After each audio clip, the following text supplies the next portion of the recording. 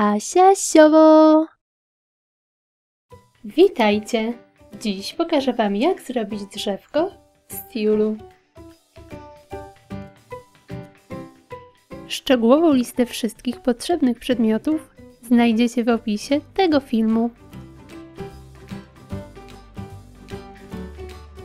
W kołach robię otwór wielkości około 4 cm.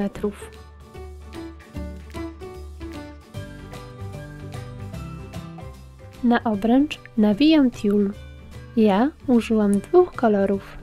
Łącznie to około 8 metrów.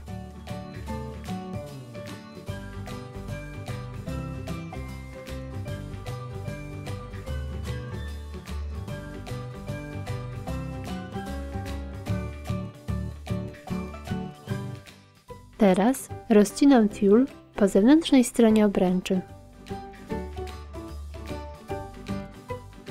Między tekturki wsuwam nitkę.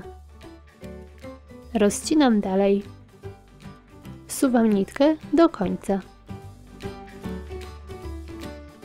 Mocno zaciskam, wiążąc supełki.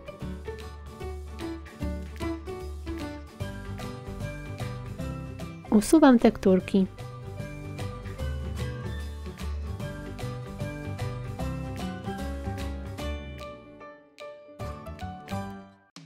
W styropianie robię otwór.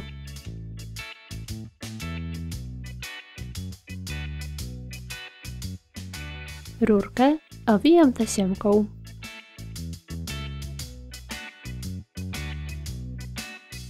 Nakładam klej i mocuję pompon. Do otworu wlewam klej. Mocuję drążek.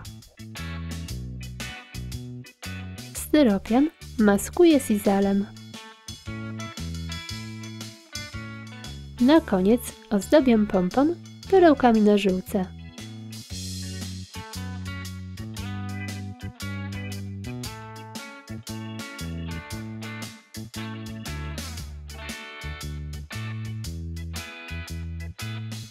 I gotowe! Takie drzewko będzie fajnym prezentem i piękną dekoracją. Jeśli chcecie, by drzewko było mniejsze lub większe, musicie odpowiednio zmienić rozmiar koła tekturowego. Zapraszam Was serdecznie na mojego Facebooka i Instagrama. Pozdrawiam! Pa, pa!